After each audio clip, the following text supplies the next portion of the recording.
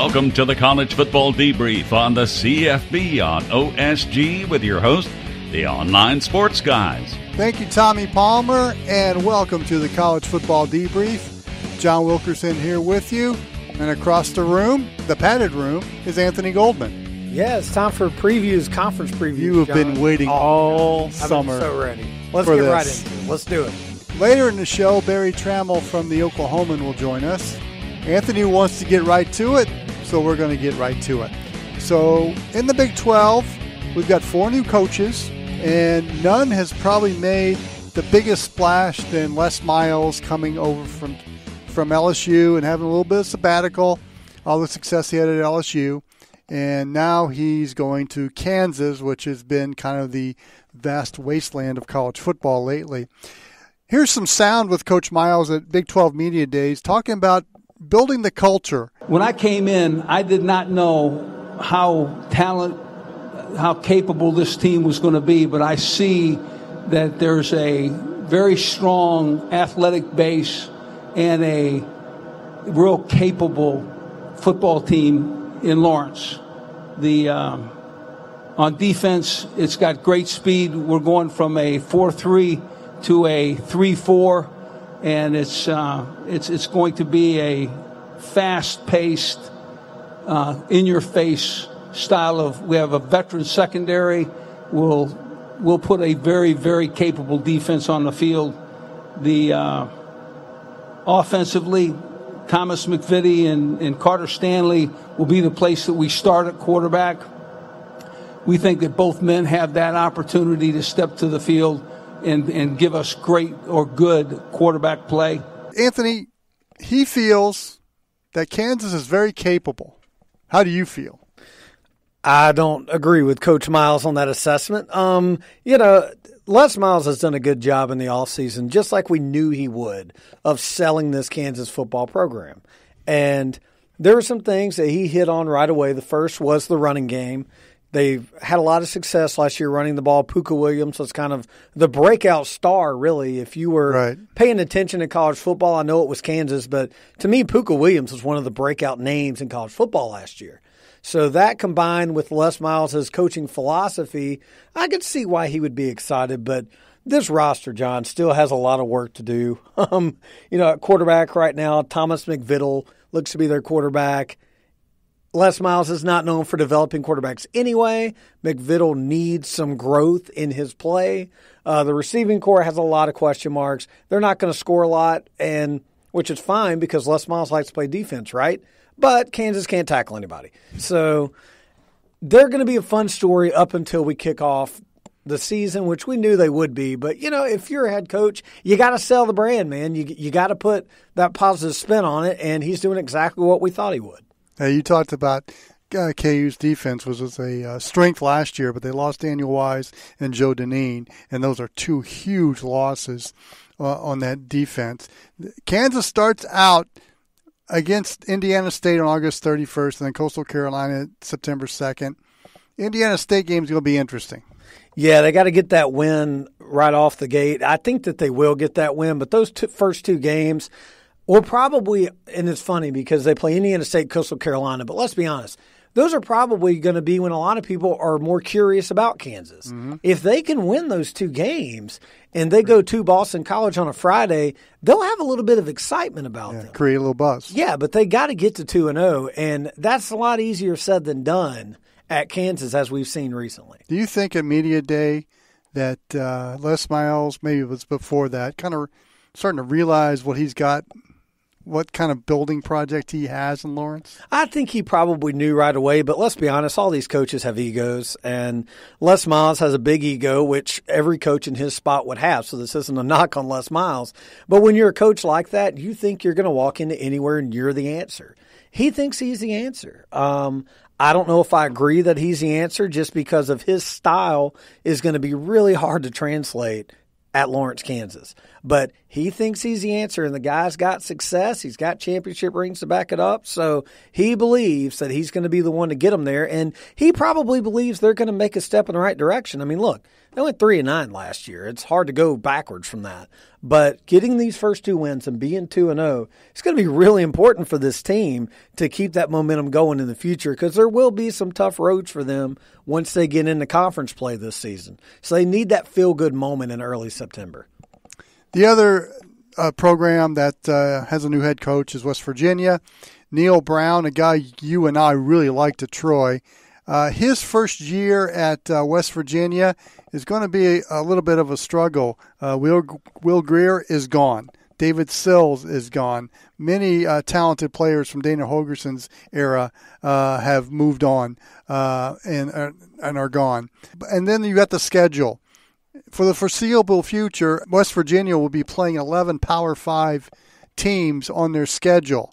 And Neil Brown addressed that at Media Day. First of all, I knew what the schedule was when I took the job. So I think when you look at scheduling, it is what it is. Honestly, we don't even talk to our players about it.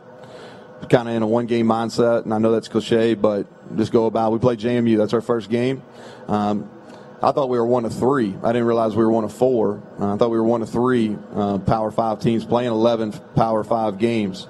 It's a very challenging schedule. If you look at our future schedules, it's challenging. I do think that we have to, being where we fit geographically, I think it's important for us to play natural rivals. The series with Pitt is coming up. We play Virginia Tech.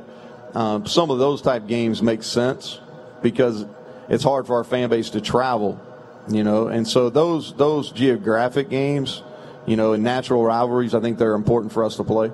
The other thing I think is interesting about West Virginia is the transfer of Austin Kendall coming from Oklahoma, where he was a backup not only to Baker Mayfield but to Kyler Murray as well. He graduated from OU, decided to transfer, and here's how that went down. Here's Neil Brown and Lincoln Riley talking about that. We recruited him when I was the offense coordinator at Kentucky. His brother played for us at Kentucky as a freshman receiver, his brother Ryan, and so known the family for a long time. So he came in. It was a positive for us that he was able to come in January. So he's been in our program now for 7 months. He's growing as a leader. I think he's getting more comfortable. He's done a really good job of blending in with his teammates. I was always going to let him go to West Virginia. That was no issue. That's part of these new rules is we can't restrict them from going anywhere. My contention was I had a concern about a player being able to transfer and be immediately eligible the very next year in our league. I don't think that's healthy for the league. In the end, I think my personal relationship with Austin and his family, the fact that he, took a chance and came out to Oklahoma when I first got there, the fact that I was kind of with them every step of the way, I think the personal side of it overtook maybe more the business side of it from my head, and that's my views on it haven't changed. I still don't really agree with it, but I realize in that moment I wanted to do the best thing for the kid, and I just couldn't get past the personal side of it. Well, I got a lot of respect for Lincoln and known him for a long time. My take on the transfer portal and transfers in general or this is I'm not in the position right now where we're setting legislation. The transfer portal is here. The rules are clear, and we're going to play by the rules. And I think most schools are going to benefit from the transfers, and then at the same time, you're also going to have some subtractions through the transfer portal. And at the end of the day, it kind of is what it is. So I respect him, but that's kind of what my take on it is. But as a rule, you think immediate eligibility is fine for everybody? I don't really have a take on it. So what does Austin Kendall bring to the mix for West Virginia? Obviously, a little bit of experience as a quarterback coming from a power league team in that league. Well, and he's more of what I would call a Neil Brown quarterback. As big of a fan of Will Greer as I was, Will Greer, you couldn't have made from scratch a better quarterback to fit Dana Holgerson's system. If Dana Holgerson was still in Morgantown, I don't think Austin Kendall would have the type of excitement around him right now that he has with Neil Brown, because Neil Brown, for all the Hal Mummy school of thought and his background of being the spread guy, he does play a lot of pro-style tendencies, and Austin Kendall is more of that Oklahoma spread, as I would call it, a spread offense with big boys. And that's the kind of offense that Neal Brown likes to coach. So I think that and he's already said this, there's a lot of similarities in some of those schemes and the play callings to what Austin Kendall was used to. And he's going to be able to fit right in to what Neal Brown wants from his quarterback.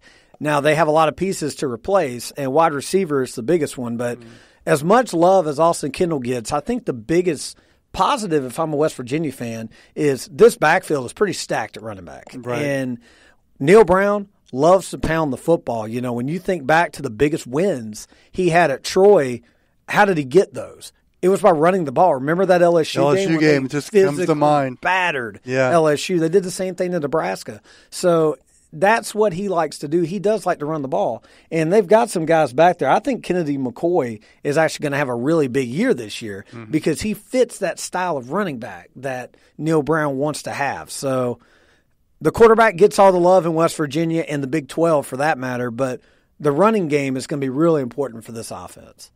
His backup, Martrell Petaway, isn't bad either. No, he's got pretty good two too. really good choices. And Alex Sinkfield is that prototypical West Virginia 5'8" guy that runs like 4.3 40, and when he gets an open field can be gone. So they have good diversity in that running back core as well. One thing Neal Brown has done since he first got to West Virginia is he's got that family-first atmosphere around the program, and it's really playing well among the fan base at West Virginia. He kind of relates to that fan base, being from Kentucky, not too far away. You and I have always liked Neal Brown, and I think we kind of he's found a place where he fits in, and give him time. He's going to be successful. Yeah, this is a good move for this program long term. I know West Virginia fans are really excited about Neal Brown, and they should be. And West Virginia fans, I've always said, might be the most underrated fan base in all of college football because they're big, they're loud, and they're diehard. And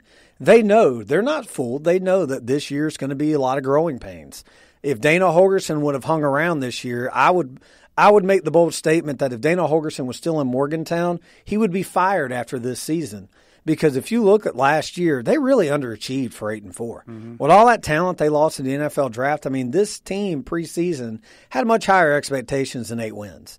And he knew it was all gone, so it was the right time for him to jump. And this is going to be a year of transition, but Neal Brown is the perfect guy to make that transition. And for all of the talk about Neal Brown being an offensive guy, what excites me is what he's done on defense. The first thing he did when he got to campus, John, gone is the 3-3-5, West Virginia Swiss cheese defense that we've come accustomed to.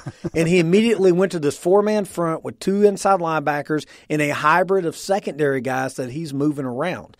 And they're going to make a lot of mistakes, but they're going to grow. And I think that this is going to be the system that he can recruit to and kind of build in the future. And one guy I'm really excited about, of course, is an Alabama guy, transfers in Vandarius Cowan. He's going to really help this defense, and it's going to give Cowan a chance. A guy that was a 5-star recruit, it's going to give him a chance to really kind of show what he can do. And this team has some talent in different spots on defense, but you never would get to see it. They're still not going to have a good defense, but this system's going to give individuals a chance to kind of shine a little bit better. You mentioned last year and kind of underachieving. After that win November 3rd at Texas, West Virginia went 1-3 afterwards with losses at Oklahoma State and against Oklahoma in Morgantown as well, and then losing the bowl game to Syracuse.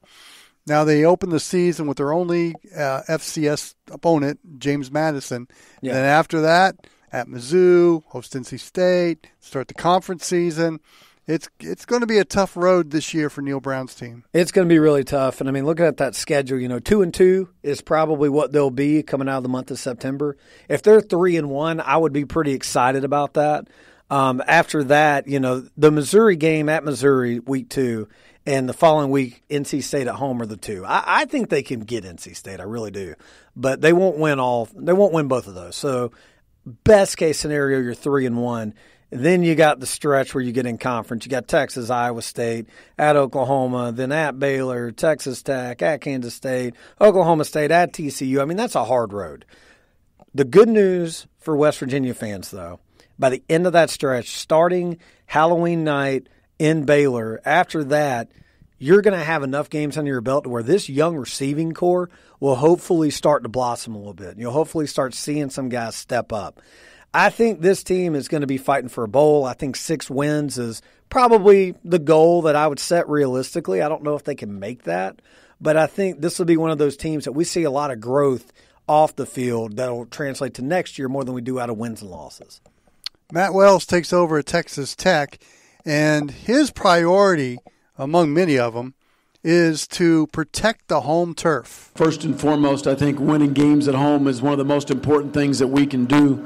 It's certainly been a focus of mine as a head coach since I've been at Texas Tech. We want to make Jones Stadium one of the hardest places to play in the Big 12. The respect that I have for our fans and our fan base has grown. I didn't really know about it, to be honest with you, before I was hired.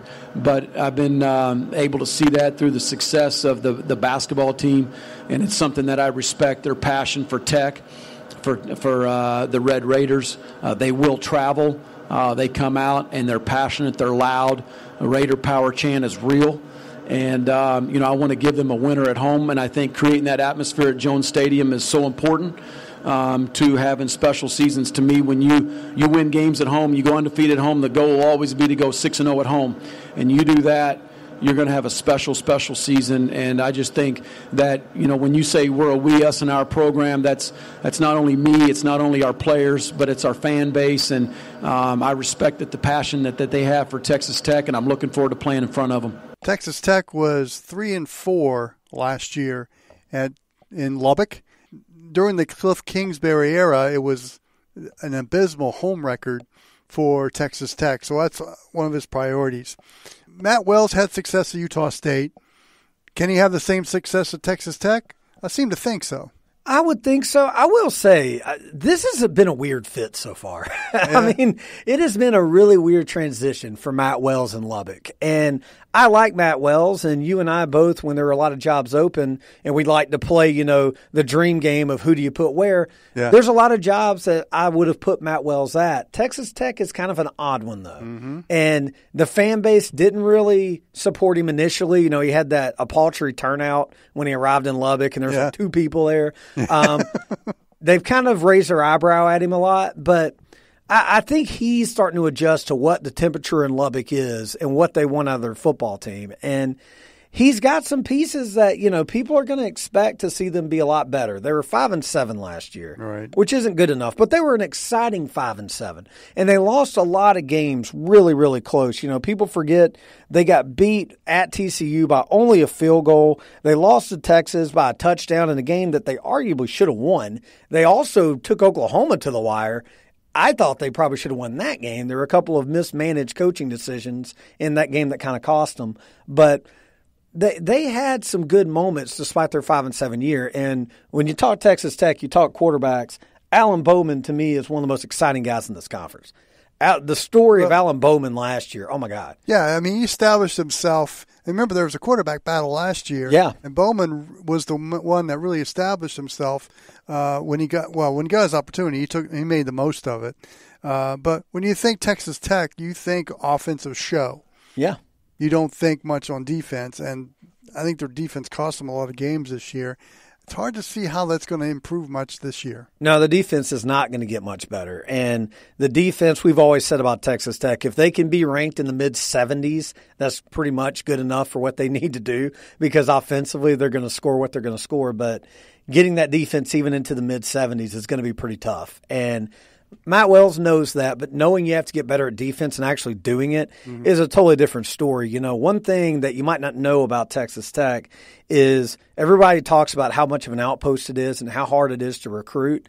But they've actually done a pretty decently to good job of recruiting that area of the West Texas Panhandle where, the old high school Southwest Conference really is, with your Odessas and your Midlands, all these schools, and even into El Paso. Mm-hmm. But if you watch Texas high school football, all those schools are offensive-based schools, so all their recruits are going to be skill position guys. So it's hard to find defensive guys locally, if you will, in Lubbock. So to get defensive guys, you got to go to Dallas, and you got to go to Houston, and you got to go to Austin, San Antonio. And it's still just such a hard pull. Right. That's true. And a lot of high school recruiting experts thought that Cliff Kingsbury could change that because he was a name and because of his brand. He still wasn't able to do that, which he focused so much more on offense. But, Matt Wells is still an unknown to a lot of people in Texas. And I don't expect his recruiting class to be very good coming up. Doesn't mean, though, that he can't find those diamonds in the rough and develop them. And that's what Texas Tech really is going to be about this year and next year is player development. Because they got to get the players they have on campus better. They open at home against Montana State on August 31st.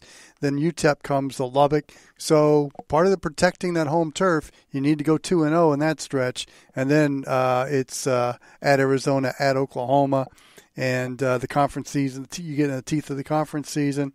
Matching last year's record might be an accomplishment for Texas Tech this year. Yeah, I think, the at Arizona game, week 3, is pretty important for them, but I don't put as much weight in that. The game that I really circle and say this is going to tell me what they are is October 5th, Oklahoma State at home. Yeah. That's the game to me that it's going to be a shootout. It's going to be wild.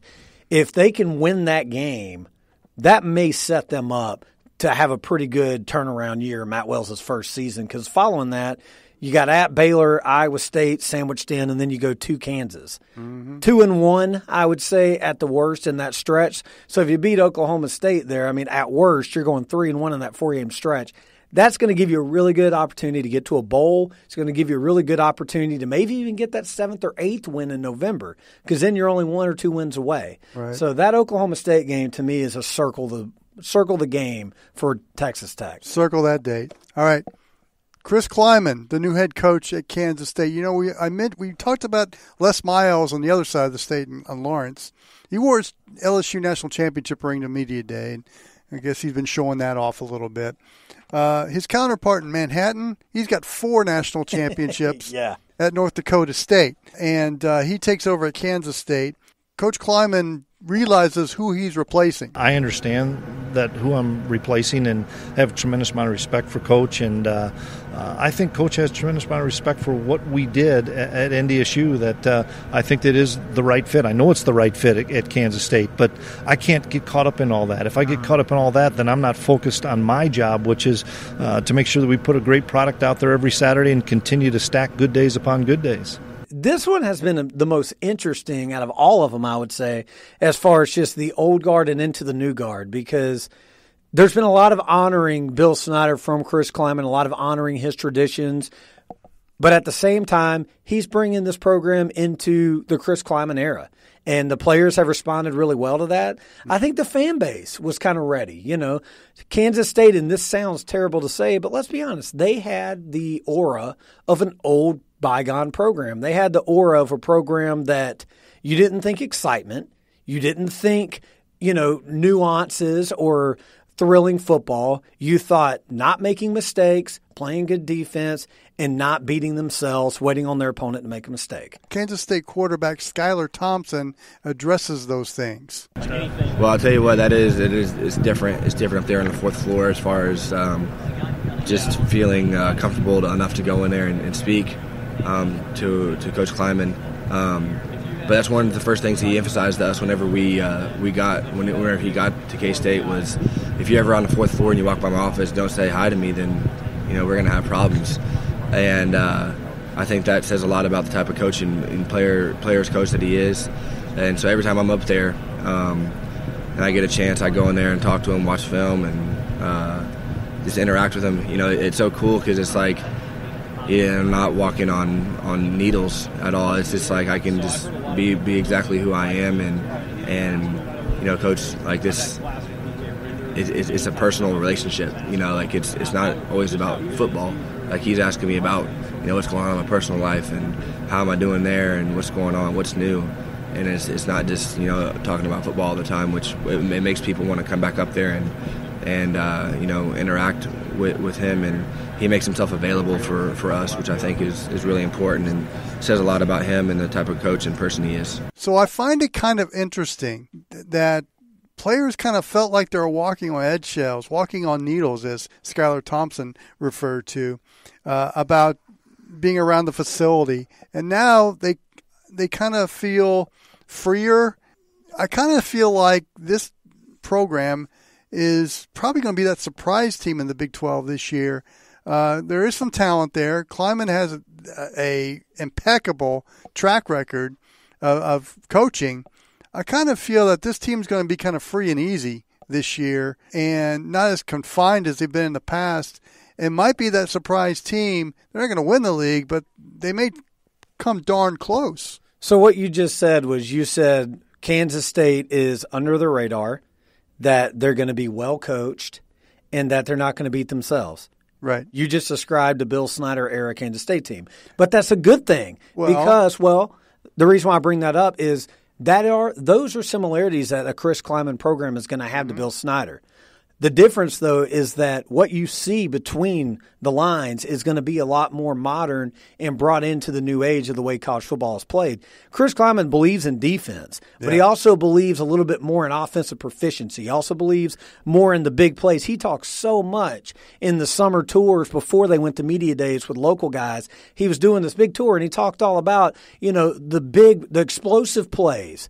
And explosive plays to most head coaches in their minds are 20 yards or more. And he talked about, got to bring that number of explosive plays up.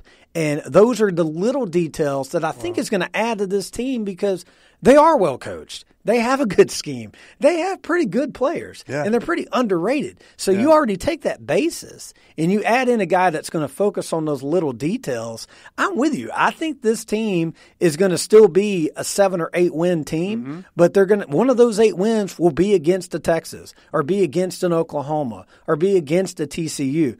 They're going to beat somebody. Right. They always do, and I don't think that's going to stop. Yeah, and you talked about the big explosive plays with Kansas State and with Chris Kleiman as the head coach, and Coach Kleiman talking about that on the summer tour. Just watch the North Dakota State game and watch Easton Stick. Yeah. How many explosive plays was he a part of for that North Dakota State 100%. team? And Easton Stick is a really good barometer of what you look for out of a quarterback in his offense. And I think that's where Skylar Thompson should be pretty excited because Skylar Thompson, now Easton Stick was a talented athlete. Skylar Thompson has his talents as well. Their build is pretty similar, though, and I guess that's where I kind of see that from. If I'm Skylar Thompson, I look at that offense, and I feel like I can really get to show my talents off a little bit better than I have previously. And the running game, they should be pretty good at running back. Right. They're going to run the football. I mean, this team is not changing philosophy. Out of all these coaches that we've talked about, Neil Brown at West Virginia they're going to look different. Matt Wells, Texas Tech, they're going to look different. Les Miles, who knows what they're going to look like at Kansas, but it will be different. I can promise you that. Kansas State, if you didn't see the shot of the sideline, I don't know if you would notice right away that this is a new staff, but I think it's the little things. The explosive plays that we mentioned about, the lineups on special teams, the way that they're going to utilize their star players as gunners on special teams. I think those little things are going to stick out to people that this is a new direction and building blocks on what the foundation's already there. They're going to build on that moving forward. Well, in the field, yes, but I think there's some things going on inside the facility that we're not privy to, but has changed in the culture of that program. Oh, agreed. That I think is going to pay huge dividends on the field this year for Kansas State. Well, I think where it's also going to pay dividends for is on the recruiting trail. That too. Because Kansas State, for the first time, has something that is a little bit fresher to recruits, that those 3-star kids in Texas or Oklahoma or in the panhandle of Oklahoma that can't find that Texas or Oklahoma scholarship, they now have a reason to look at the Little Apple and look to go there. And I don't expect them to have a top 20 recruiting class, but I think a top 40 recruiting class in the mid-30s is very possible. And in that conference, that's going to be towards the upper half. Yeah, I'm just imagining some kid that is being recruited in-state by Kansas and Kansas State. Les Miles comes walking in, flashing his LSU national championship ring, and they're all impressed. And this Chris Kleiman comes in with his 4 national championship rings as a head coach at North Dakota State. flashing his bling. Oh, I know. All that bling. And you're thinking, okay. Oh, it's going to be exciting. And I'll tell you this. I mean, we'll talk about the big schools later, I'm sure, in this conference. But once you get past, like, the big dogs, these two schools in the Sunflower State have two of my favorite Big 12 receivers. Maybe not favorite, but two guys that I'm looking forward to watching. You know, at Kansas State, you got Dalton Schoen, who is that prototypical possession Wes Welker, you know, catch the ball at 4 yards and turn it up 30, 40 yards. He's that kind of guy. Yards after the catch stat is out of this world. Yes, he's a massive yak guy. And then when you go to Kansas, you got the transferred Dayton Charlotte. Yeah. You know, Charlotte comes in. He is a big recruit, transfers into Kansas, 4-star guy, big speed, has that build of an SEC wide receiver. He'll have a lot of eyeballs on him, especially on a Kansas team where you're looking for something to kind of circle. He'll be the guy to circle and watch. So there's definitely some reasons to like both of these schools. So are we in a consensus with the 4 new coaches that probably Chris Kleiman will have the immediate success, or at least probably the success right off the bat? I think he'll have the most wins out of this group because I think he steps into the best situation. I will say that he probably has, I don't want to use the term hot seat, but he will be criticized more than these other coaches because of the precedent that was set. I mean, he's coming into a team that, they went 5-7, but this team is a perennial bowl team every year, and if they go 4-8 this year, it's going to be criticized a lot more than Neil Brown at West Virginia, who, their team went 8-4, but like we said, they underachieved. And West Virginia fans know that they're going to be disappointed. Texas Tech, who knows? Yeah. But, that's such a weird one that I think the fans are kind of like, okay, in a wait-and-see approach. Les Miles can win 1 or 2 games, and they're still going to love him. He doesn't have anything to worry about. So I do think Kleiman has the best chance for success, but I also think he has the most likely chance of criticism as well. Well, Anthony and I are planning our trips this year to watch some college football. We're going to try to make it at least to one Big 12 game, and when we do, we're going to go to one place on the internet, and that's SeatGiant.com. Just type in these letters, SDH, on checkout. It'll help you, and it helps us. That's SeatGiant.com. Type in SDH on checkout. You get a little bit of a discount. We get a little bit of something, too. Okay, when we come back, Anthony mentioned about talking about the big boys. Well, we'll talk about some of the big boys in the Big 12. And Berry Tramel from the Oklahoman joins me next. The College Football Debrief continues after this.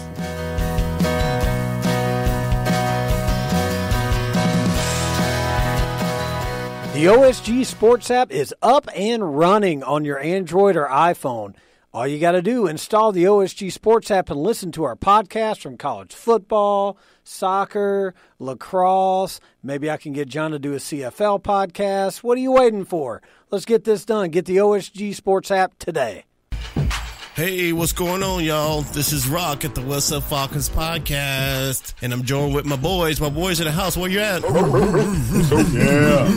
What up? Oh, gee, and we have Q, and we have Hoop in the house. Q's here, the most beloved guy in all of sports entertainment. Indeed. Hey, y'all, we want to thank everyone for listening to us, and if you want to listen to some great Falcons information, check us out on the What's Up Falcons podcast. Right, fellas? Right. Sure. Hey, we here every week, baby. We keeping it real, so check us out. I'm there on Twitter. Holla. Peace. Subscribe to the What's Up Falcons podcast on iTunes and SoundCloud. Listen to the What's Up Falcons podcast at whatsupfalcons.com.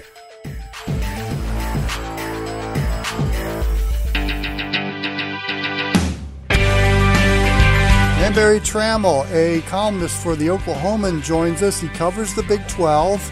And first of all, Berry, I just want to get your observations of what you say I've seen of Jalen Hurts at Oklahoma. How's he going to fit into the offensive system there? Well, it looks good so far. He was outstanding in spring game. We don't have a whole lot of data to go on from last season, but what little he played at Alabama, he looked like a better thrower. That fourth quarter against Georgia in the SEC title game was outstanding. And he looked like a new and improved thrower in the spring for the Sooners. So I don't think that he can play up to the level of Baker Mayfield or Kyler Murray. but those guys are Heisman Trophy winning quarterbacks. You don't have to be at that level to be effective, and I think Jalen Hurts is on track to be a really good Oklahoma quarterback. Yeah, I'm just wondering, too, getting out of the spotlight of Nick Saban and Tua Tagovailoa might be refreshing for him coming to Lincoln Riley and the way he runs things at Oklahoma. That might be a refreshing change for him. Well, it could be. It's a, Lincoln Riley in 4 years in Norman really has maximized his quarterback's strengths. Really tailors the offense to meet their needs and their skill set. And there's a lot of reason to think he'll do the same thing with Jalen Hurts. Probably see more quarterback run game than maybe we've seen the last 2 years. Murray was a fabulous runner in terms of speed. Mayfield was more of an old-fashioned scrambler. Jalen Hurts is a guy that can bounce off people. So, I expect to see some quarterback run game, but not a ton. I think they will rely on Hurts throwing, and the length of those passes will depend on his accuracy. Lincoln likes to throw the ball deep. Mayfield and Murray proved to be great deep throwers. If Hurts can do the same, then Oklahoma will throw deep. If not, they'll tailor the offense and rein it in a little bit. Oklahoma and Texas are picked 1-2 in the Big 12 poll. Do you see a very similar outcome, maybe a little bit reversed from last year where we saw 2 OU-Texas games? Are we going to see 2 OU-Texas games this year? Well, so the pivotal game is mid-season. Texas goes to Ames. Iowa State does not come to mind generally when you think about Big 12 contenders. But the Cyclones are picked third.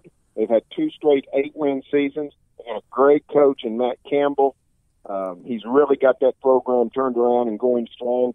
Iowa State hosts Texas. If the Cyclones could knock off the Longhorns, then Iowa State would have a very good chance of making it to Arlington. So I think OU Texas is the likely scenario, but don't discount Iowa State. Okay, so you like Iowa State then, what I'm gathering, as the number 3 team, that third team in the ring. Now, where does Oklahoma State fit in? Are the Cowboys a worthy challenger this year? It doesn't seem likely that they would make it to the Big 12 title game. I do pick them for 4th, but I think there's a little bit of separation there. The OSU defense was just mediocre last year. They're breaking in a new quarterback again. It's unlikely that Oklahoma State's offense can play up to the level it had in 15, 16, 17 under Mason Rudolph. So it seems like OSU would be a long shot to finish 1st or 2nd, but I do think the Cowboys are good enough to get into the 4 range. We're talking with Berry Tramel, columnist from the Oklahoman. He covers the Big 12 as well. We got 4 new coaches in the Big 12 this year. Which of the new head coaches do you feel has the best chance for early success? Well, I'm going to have to probably go with Matt Wells at Texas Tech. The 4 new coaches, Matt Wells at Tech, Neil Brown at West Virginia, Chris Kleiman at Kansas State, and Les Miles at Kansas. Those are the 4 schools picked 7, 8, 9, 10 in the league. The bottom 4 spots were reserved for the new coaches. And none of them have a great situation. But at Tech, Matt Wells has a quarterback returning. Alan Bowman was excellent as a freshman last year. Tech has the culture of high-scoring offenses. Matt Wells seems like the kind of coach that would be able to produce the same. So if anybody's going to rise up, I think it'll be Tech. West Virginia's in major rebuilding mode. Kansas State, same way, and Kansas is Kansas. So I think Tech has the most potential to knock off a TCU and Oklahoma State or Baylor and contend for that upper division. Interesting. Okay, Barry, we always give guests to come on that promote what they're doing. What are you doing with the Oklahoman right now? Well, I'm reading a lot of NBA, a lot of college football. One thing I'm working on about the Big 12 has sort of become a hunting ground for the NFL. Three Big 12 coaches have drawn a lot of interest from the NFL for prospective head coaching jobs. Lincoln Riley, Matt Rule at Baylor was a finalist at the Jets. Matt Campbell is on everybody's list at Iowa State. And lo and behold, the Cardinals actually hired Cliff Kingsbury after he got fired at Tech. So even the coaches who aren't successful in the Big 12 are getting looked at by the NFL. Well, we can look for that in the paper and on newsok.com, correct? That's exactly right. Oklahoman.com also gets you in, so any place would be great. And you're always one of the best reads out there on the World Wide Web. So, and Berry Tramel, we appreciate you being on the College Football Debrief. Glad to do it. Thanks a lot. Want tickets to the big game?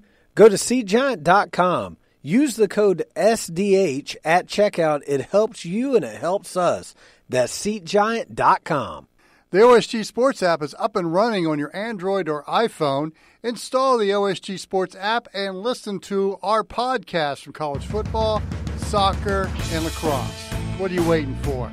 Get the OSG Sports app today. The College Football Debrief continues. Our Big 12 preview. John Wilkerson, Anthony Goldman from the padded room. Let's start with Oklahoma. Again, they've made a change at quarterback. Jalen Hurts comes in from Alabama.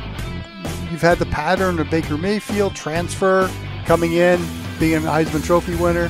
Kyler Murray, transfer, Heisman Trophy winner. Jalen Hurts, transfer. How's this script end?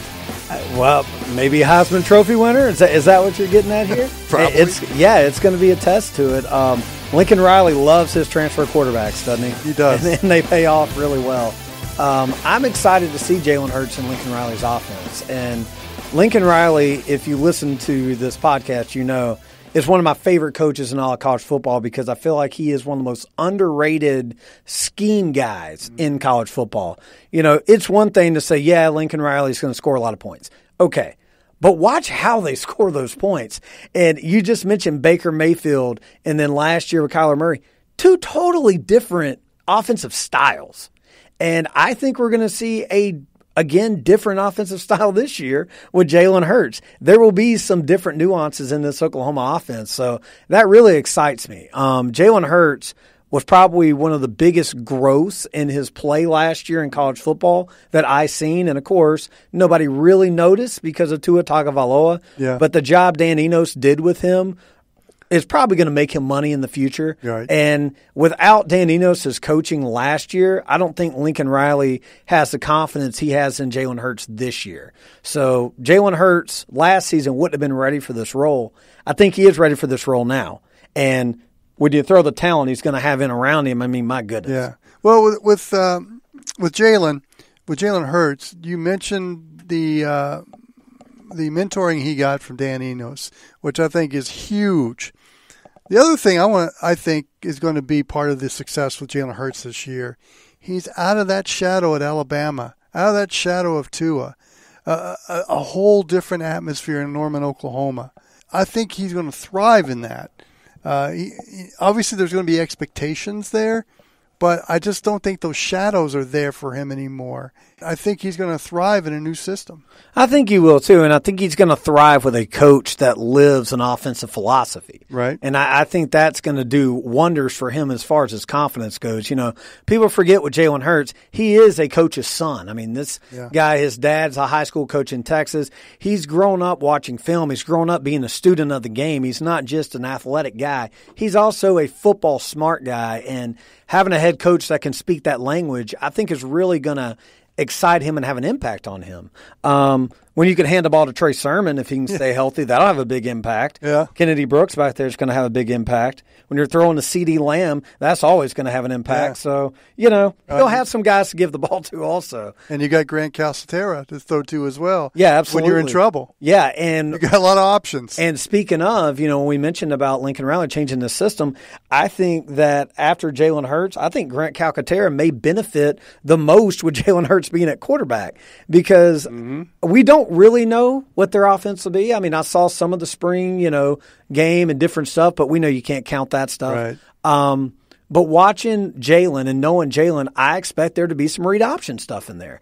And one of the most important guys in a read option is that drop-off guy, which is your H-back, which is going to be Grant Calcaterra. So I think he benefits a lot from Jalen Hurts being back there. If they're going to run the read option and Jalen's going through those reads, there's going to be an RPO attached, and it's probably going to be Calcaterra. So Alex Grinch comes in as defensive coordinator. And you and I have documented the last couple of years when we've done this podcast that, Oklahoma's defense is okay. They make the big stop when they have to. Can Alex Grinch take that defense from okay to, actually playing defense in the Big 12? There will be some games this year where Oklahoma's defense is a topic in a good way. I will say that. I do think there will be 3 or 4 games where you go, man, Oklahoma's defense looked dominant. But there's also going to be some games where they look like the Oklahoma defense we've seen recently. Mm-hmm. And the reason between that is, for one, they're still trying to recruit to that position. Right. They're going to be pretty young. And I think Lincoln Riley's doing the right thing. The last 2 recruiting classes OU has had, they've had a big emphasis on defensive talent. Yes, they have. And last year he admitted that they didn't do enough of playing those freshmen. I think you're going to see a lot more rotation, especially in the secondary, with this defense this year, which – will lead to some bad stuff, but will lead to some good stuff. It will lead to some guys growing. They're trying to get better talent-wise.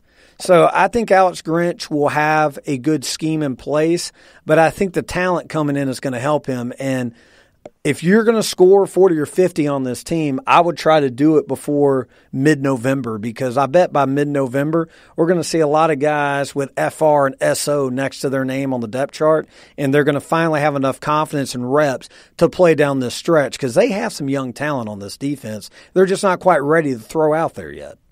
Well, you've got guys like Miguel Edwards out there and Jalen Redmond, who those guys that waiting for their opportunity, just need to get some reps in. But once they get the reps in, they see that talent.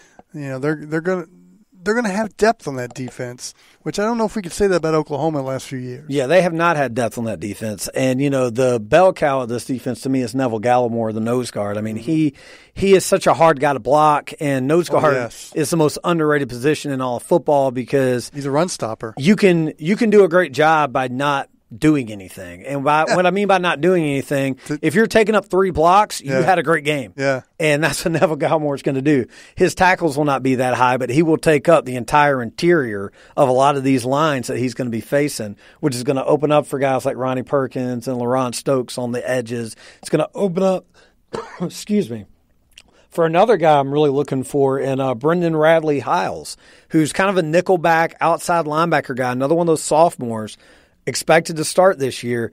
He is a thumper, and he's a guy that has a lot of energy, and he could really value from this Alex Grinch defense of being a little more aggressive.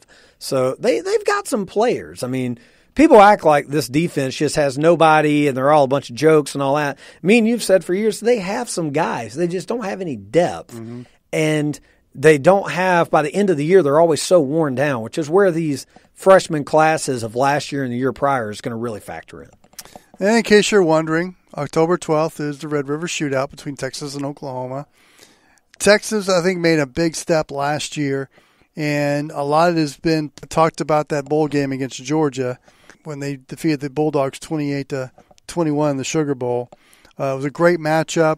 Georgia's got a lot of buzz this year, but Texas earned some buzz for this year coming off that bowl win. So it's going to be between Texas and Oklahoma battling it out. They met in the championship game last year.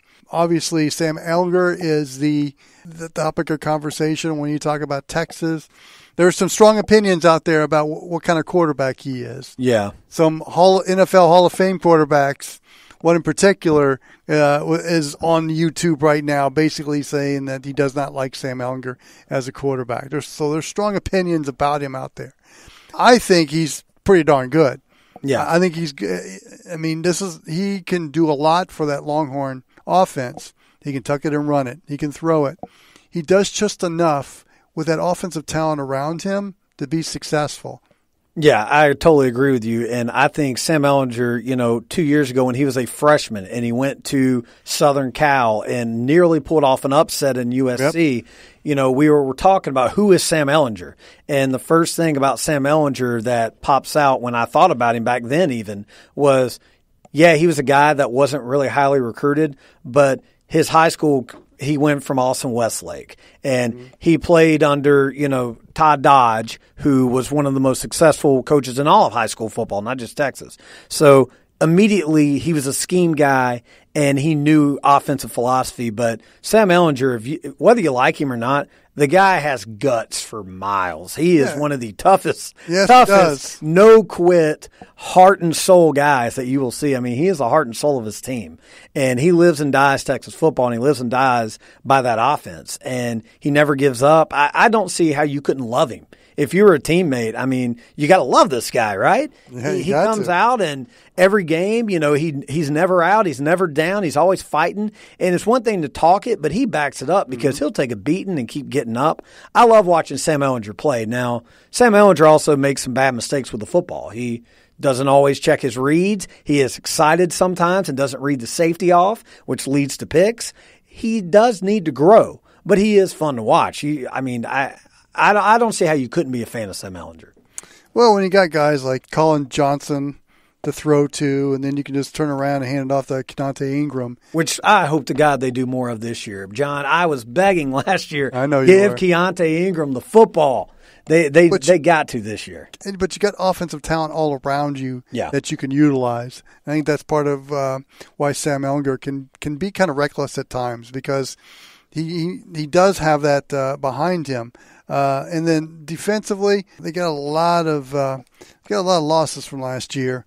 This is a defense I've always thought that has depth that Oklahoma didn't have, and it'll be interesting to see, because you've got one of the top defensive coordinators in the country in Todd Orlando, what he comes up with this group. It's time for this defense to make a step. It's time for this defense to get rid of that soft Texas vibe that fans have, unrightly so in some ways, but that fans and media alike have tagged onto this team, and it starts on the defense. You've got two of the best secondary guys in all college football. Caden Stearns and B.J. Foster are superstars. Yes, you do. They are superstars, okay? You have what I think is going to be one of the breakout players in the Big 12 up front in Keandre Coburn. Keandre Coburn, remember that name. Unblockable at times, okay? This guy is going to make such a push on that defensive front. If he stays healthy, he will be an all Big 12 player at the end of the year. That's my bold prediction. Keandre Coburn, write that name down. And they have some guys like that. They have recruited so well. This is a talented team. They're inexperienced in a lot of areas. They lost a lot of talent from last year. Right. But especially up front on the defensive end. Yes. But top to bottom, they are tit for tat just about as talented as Oklahoma. And some of their positions, the ceiling is even higher because they have young guys in those spots.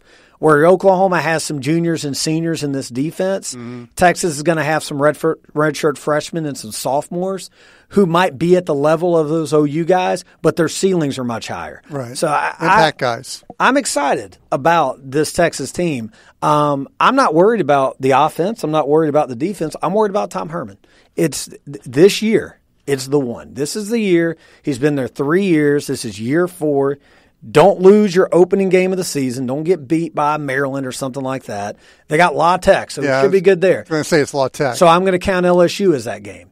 You need to start September well, and he needs to make some better in-game decisions. Last year, as good as their team was, there were some games, John, that scratched your head? Yeah, I just looked at, the West Virginia game was one that immediately jumped out. Yeah, that's true. All the craziness at the end of the game, the mismanagement of timeouts. Yeah. The Oklahoma State game the week before was the same way, and I know that you're on the road, but those two games to me were really sore spots in a season that otherwise you could be really excited about.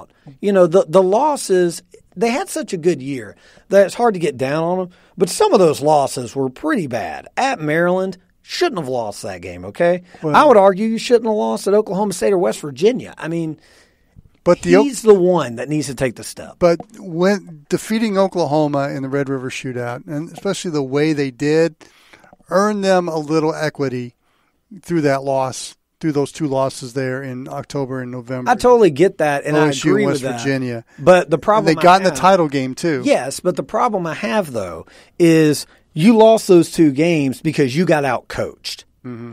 You didn't out-coach Oklahoma. You outplayed Oklahoma. Right.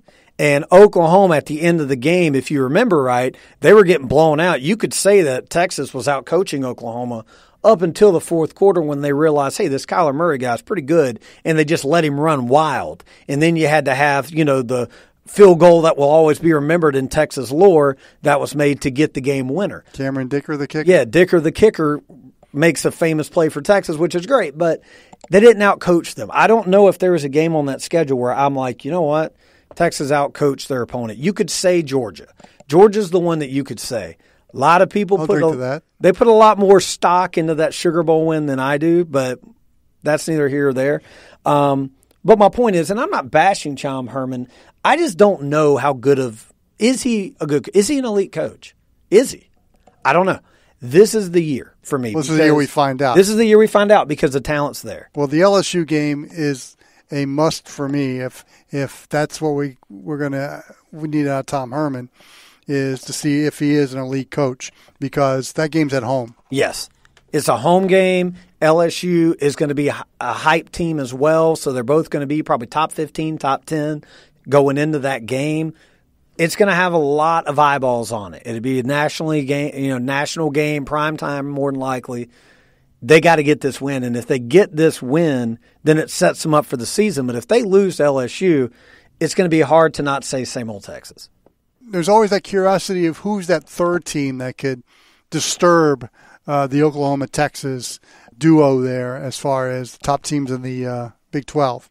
So who do you think is going to be that number 3 team? Well, there's really 3 candidates, is there not? I mean, you got TCU. There's 3 candidates. You got Iowa State. And then you have one that I'm going to mention in a second. But let's start TCU. TCU last year, 7-6. A little disappointing. A lot of injuries. Ton of injuries. Played better on defense, but never really were healthy enough to get in a rhythm to do anything consistently. So this year coming in, Alex Delton is probably going to be your quarterback.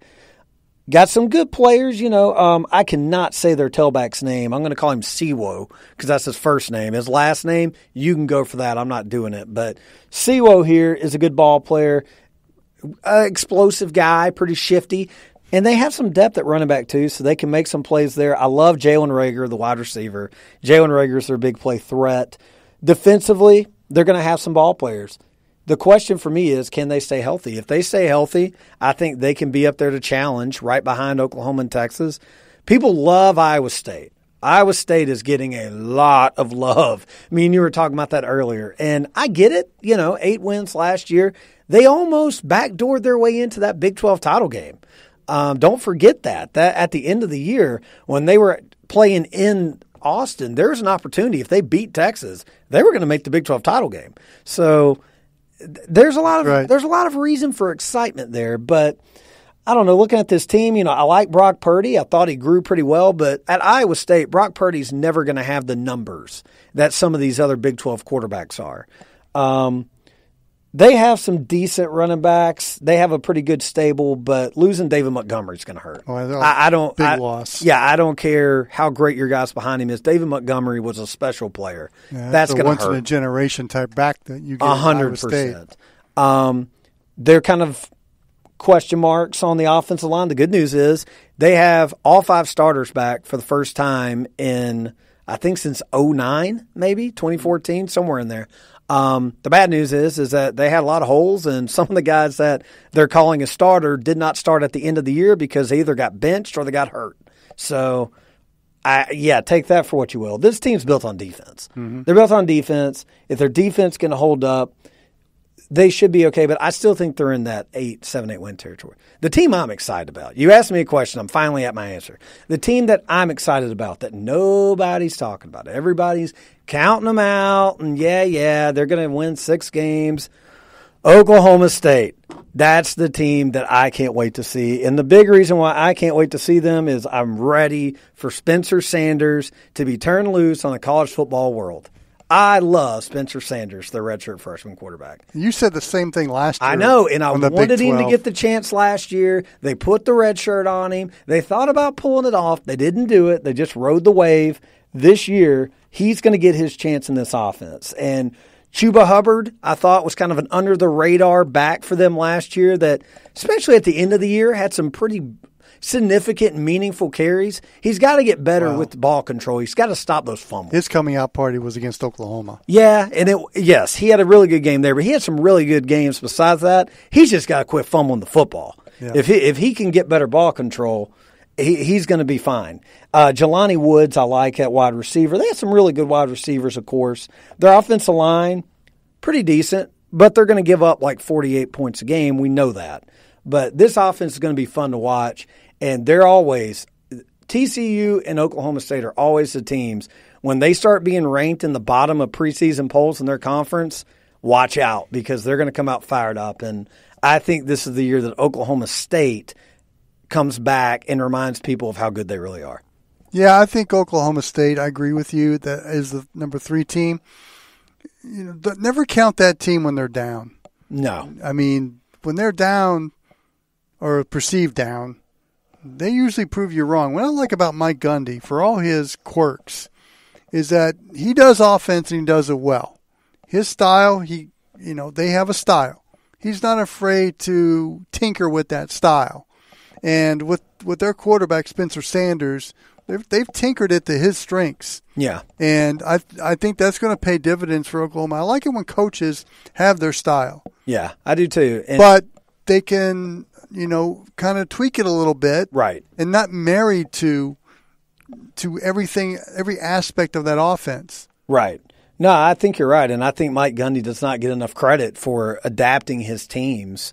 I know they score a lot of points, but it's one thing to look at a box score. It's another thing to watch the film, and if you watch Mike Gundy's teams in the last 15 years, there are some nuances on those offenses each and every year. They are adapting to the talent that they have, and I think that this year they'll adapt a little bit as well. The biggest thing with Oklahoma State, and this is why I'm high on them, is last year they had a down year in a lot of people's opinions, but go look at their results. They beat 4 teams that were ranked last year. They lost 5 games to unranked teams that they were double-digit favorites, no less, against. If they can just avoid dropping the ball and laying an egg against some of these lower teams, they're going to be better. They're going to be better. Now, they're not going to beat all 4 of the big dogs again, but they're going to be better than what they were last year if they just beat the teams they're supposed to beat. And I think that they'll do that this year, and I think that they're going to be right there behind OU and Texas. I do too. And, of course, what's the one redeeming factor you think of Mike Gundy? The mullet? The mullet. He commented on the mullet at Big 12 Media Days. Stephen Stevenson, Fort Worth Star-Telegram. Coach, I apologize for asking this, but I got to know, how much longer will you have the mullet? I thought about actually getting a haircut yesterday, but it was Sunday and they were closed, so I decided to go ahead and wing it. I don't know anymore. It's hard for me at times to decide what I'm going to do the next day until I get into the season. So just kind of hang out and go with it, As long as it makes me look a little younger. If somebody said it makes you look old, I'll probably cut it. Well, the man has his marketing prowess. Yes. With the hair. So let's see if the Cowboys can look as pretty or as good as the mullet. What does he do in the offseason? Like, I don't want you to look it up. I want you to guess. Mike Gundy? What does Mike Gundy do for fun? Probably goes rattlesnake hunting. Why was I going to say the exact same thing? I think he absolutely goes rattlesnake hunting, right? Like, he is Oklahoma to the core. 100%. If let's say Mike Gundy has a couple of weeks in June and his wife comes to him and it's like, let's go on a vacation. And most people when they go on vacation, they go to like the Bahamas or the beach, somewhere like that. I could see him being like, okay, let me book it. And they go to like a dude ranch in Montana. Like, that's what I picture. Well, that's a good one. But I was thinking about, let's go to Cheyenne, Wyoming and check out the Cheyenne Frontier Days. Yeah. Or to Calgary, Alberta, to the Calgary Stampede. Yeah, let's go to the Stampede. He's had to have gone to the Stampede, right? If he hasn't, he will one day. There's no doubt. How many Stetsons do you think are in his closet? Oh, he might have a whole closet for him. I say that. I don't know if he wears a Stetson because you can't mess up the mullet. That's true. The mullet has to be free. It's boots. Yeah, the boots, yes. He has. If you watch him in all seriousness, he does have a different pair of cowboy boots on just about every single day. And I don't know, there has to be a local boot shop in Stillwater that he's got to deal with But he's got some snakeskin boots, John, that have to be close to $1,000 or more per foot. Like, they are unbelievable. They're nice if you're into those kind of things, but they are unbelievably expensive. They got to be. Well, when we come back, we're going to give our predictions, what we think is going to happen in the Big 12. When the Big 12 preview rolls on after this timeout. Hey, what's going on, y'all? This is Rock at the What's Up Falcons podcast, and I'm joined with my boys. My boys in the house. Where you at? Yeah. What up? LG, and we have Q, and we have Hoop in the house. Q's here, the most beloved guy in all of sports entertainment. Indeed. Hey, y'all, we want to thank everyone for listening to us, and if you want to listen to some great Falcons information, check us out on the What's Up Falcons podcast. Right, fellas? Right. Sir. Hey, we here every week, baby. We keeping it real, so check us out. I'm there on Twitter. Holla. Peace. Subscribe to the What's Up Falcons podcast on iTunes and SoundCloud. Listen to the What's Up Falcons podcast at whatsupfalcons.com. Want tickets to the big game? Go to SeatGiant.com. Use the code SDH at checkout. It helps you and it helps us. That's SeatGiant.com. Prediction time for our Big 12 preview and the college football debrief. Anthony, what say you? Well, it's obvious when you talk Big 12 and you talk championship, we know that they're just going to have the best two teams. There's no divisions. Who are the best two teams? Oklahoma and Texas, right? Everyone's going to expect them to get there. I want to not say that. I want to not go with the OU-Texas pool just because it's kind of boring, but I can't. I mean, I think Oklahoma State will have a run against them. I think TCU and Oklahoma State will probably be right behind them with Iowa State close to TCU. I just think the gap is too much. And by the way, let's just mention, we've mentioned every team in this conference but Baylor. Baylor's going to be fun to watch at times because they have Charlie Brewer, who has the strongest arm in college football, in my opinion. He can throw the ball like 300 yards. They have some good wide receivers. Matt Rule and Baylor may make a little bit of noise and give some people some scares, but it's got to be OU Texas, right? It is OU Texas. They'll meet again in Dallas. They'll meet at the Cotton Bowl, and then they'll meet at Jerry World for the second year in a row. Oklahoma State's going to make them very nervous, and it wouldn't shock me if it's the Bedlam replay in Dallas, but I still think it's Oklahoma and Texas. I like Iowa State in the number 4 spot, and I like TCU in the number 5 spot. I like Baylor where they are. Yeah. But Kansas State, to me, they're probably going to finish 6th, 7th range, but still have an outstanding year. But it would not shock me if the Wildcats made some kind of run to the title game. I'm going to ask you a question. You just brought up a really good point, and I agree with you on that. But I'm going to ask you a question as you were running through these teams. We always love to talk about the strength of conferences. And we know the SEC is the SEC. And the Big Ten has, the big dogs in the East and all that. Could the Big 12 be that third best conference in college football?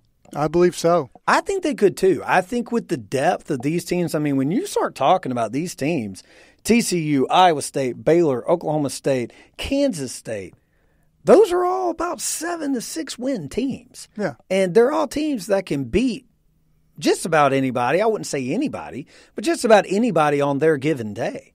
And that's without knowing what we're going to get in West Virginia, Well, that's without Les Miles maybe doing something crazy and eating grass in Lawrence. I think this is probably the third best conference in college football right now. I think solidly they are the third best conference in college football.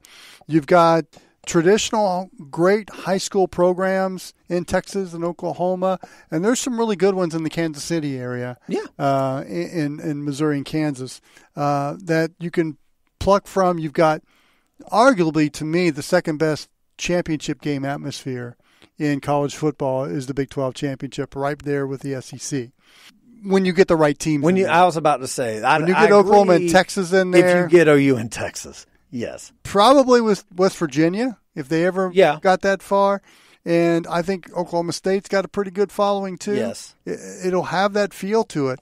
I would even say Kansas State, if they can get back in there. they have a pretty strong fan connection. They'll there. travel. Will travel. They'll travel. I think the Big 12 football is on solid foundation. But of the 4 new coaches, I think Chris Kleiman is the one that can have the immediate success. I'm kind of excited to see what Neil Brown does at West Virginia. I think it's going to be a little bit of a struggle at the top at the first couple of years. But once he gets his players there, his system fortified, West Virginia will be back among the conference leaders. Texas Tech is kind of the wild card. Kansas, God bless them. Yeah, Kansas, And I want them to be good, but... Well, everybody wants them to be good because you want a reason to watch a Les Miles press conference, right? I mean, exactly. you want Les to get attention. He will give us a reason to watch a Les Miles press conference. If you want to watch it, he'll be entertaining, but they got to win for him to stay relevant, and he won't be relevant very long, unfortunately. But, if you're Kansas, this isn't a terrible idea. Because you either have to go full in on a system and know that we're going to do something really wacky and outside of the box and it's going to help us win here, or you go for the shock value of getting eyeballs, and that's what Les Miles is. So it's not a bad move for them. You gave your prediction for the championship game. I think OU and Texas is in. I was kind of not down, but kind of testy on Texas in the last segment because I want to see Tom Herman show, is he one of the elite coaches? I really believe in this Texas roster. Their offensive line kind of worries me because they have such a lack of depth, but every other position, they are pretty stacked. They have a good depth chart. If they stay healthy on the offensive line, when we get to the first weekend in December, I have a sneaky feeling that they will be just as talented, if not more, than Oklahoma. And I know that sounds bold, but I'm telling you, these guys have been recruiting. They have some ball players. Can they coach them? If they can coach them, this could be the year Texas beats Oklahoma for the Big 12 title. I do not think whoever wins the Red River rivalry will win the Big 12. They may split it again. So if Oklahoma gets the cowboy hat, that might be a good sign in the long run for Texas. Interesting theory. I think I'm going to say this is the year that Texas gets it done. And if they don't get it done and win the Big 12, then we have to stop putting Tom Herman in that elite group. I tend to like Oklahoma because I think they've made the necessary changes. I'm excited to see Jalen Hurts outside of the Alabama system with all the knowledge that he's soaked in from Dan Enos. And I just think right now Oklahoma has everything going for it. I think Texas is right there and will give Oklahoma a run for their money.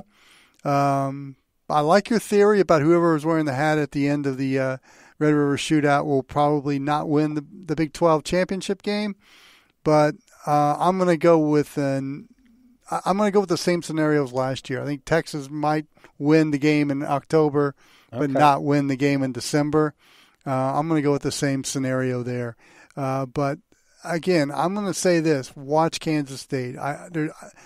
Whenever you have a feeling, I just have a feeling about this team that I don't think they'll finish at number 3 against because I think Oklahoma State's too good. Yeah, and they have a bigger chip on their shoulder. Yeah, but there's something about that team kind of playing free and loose now. No, I'm with you. Is maybe they take that 4 spot. I'm with you, and I got as we're doing this preview, John.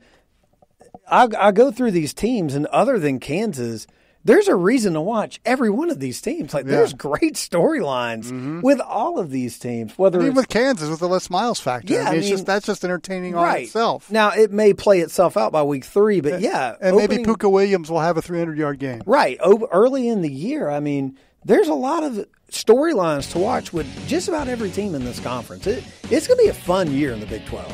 It might be predictable at the top, but it is going to be fun with the storylines that play out. Well, we do know this. They're going to put up points on the board, and that in and of itself is fun to watch.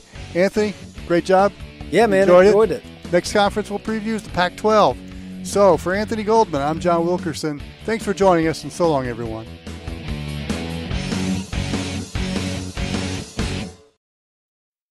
College football fans, check out the College Football Debrief. Here's a sample of what you get. You start looking at the daggum schedules of who all these teams have played, Alabama's resume is not very impressive. Now, they beat the crap out of people. There's no doubt about that. But, who have they played? So it makes you wonder, all right, Georgia, push them. What are they going to do? When you push the bully in your neighborhood, what are they going to do to come back to you? I think I caught you in a fired up mood this time. You do. You got me, man. I'm ready. I'm ready for Saturday at 4 o'clock. Let's go. You can catch the College Football Debrief on Spreaker, SoundCloud, iTunes, Stitcher, and Spotify. Check out the College Football Debrief on the OSG Podcasting Network.